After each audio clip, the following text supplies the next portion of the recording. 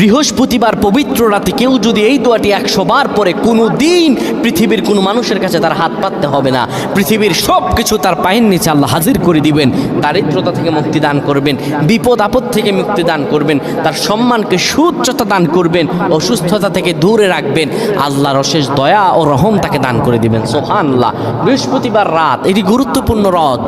এই রাত সপ্তাহে একদিন আসে, আরবিতে রাত আগে আসে, দিন পরে আসে। সুতরাং বৃহস্পতিবারের যে দিন গিয়ে রাত, এটি বৃহস্পতিবার রাত নয়, এটি শুক্রবারের রাত, এটি জুমাবারের রাত, এটি দোয়া কবুলের রাত, আল্লাহর কাছাকাছি হওয়ার রাত। সুবহানাল্লাহ। এই বৃহস্পতিবার রাত আল্লাহ তাআলা বান্দার দোয়া কবুল করেন।